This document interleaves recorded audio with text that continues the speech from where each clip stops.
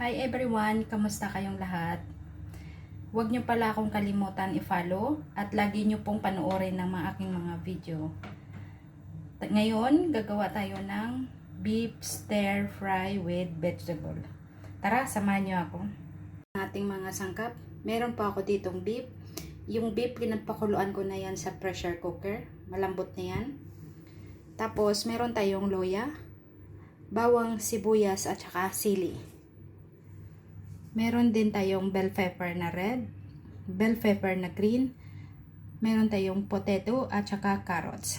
Tara, samahan niyo akong magluto. Dahil mainit na ang ating kaldero, ilagay natin ang mantika. Isunod natin ilagay yung luya.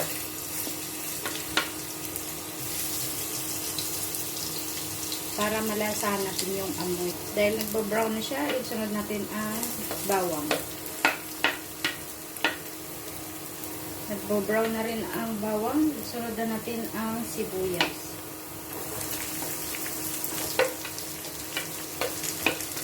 Maraming sibuyas, mas masarap. Ilagay na rin natin ang sili. Mas maanghang, mas masarap kumain. Haluin lang natin.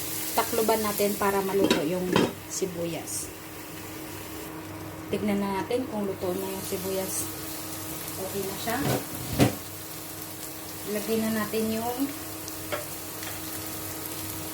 carrots at saka yung patatas. Haluin lang natin.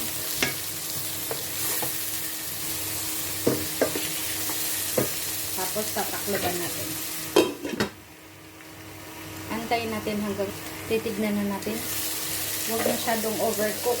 Mas masarap yung hindi siya lutong-luto yung carrots.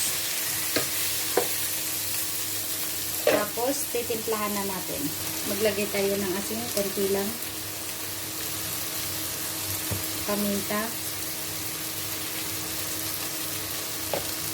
Tapos haluin lang natin.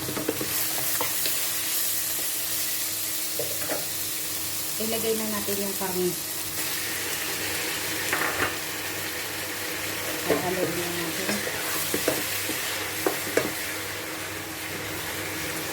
Takpan natin.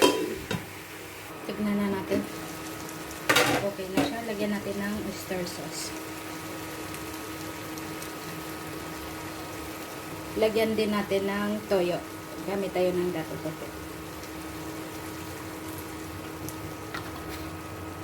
Tapos ilagay natin yung sabaw ng beef.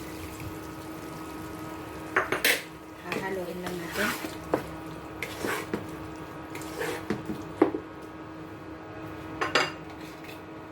Ilagay na rin natin yung bell pepper.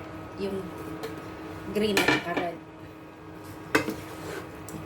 Halo lang. Takpan. Antayin natin hanggang lagyan natin ng butter para mas masarap. Hayaan lang natin siya dyan matuto. Tara na! Wow, ang sarap. Luto na siya. Luto na aking niluto na beef stir fry with vegetable. Tara, tikiman na.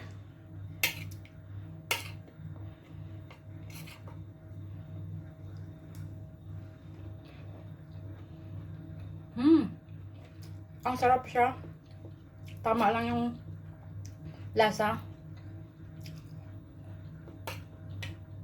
Yung carrots napakalutong. Thank you for watching. See you again.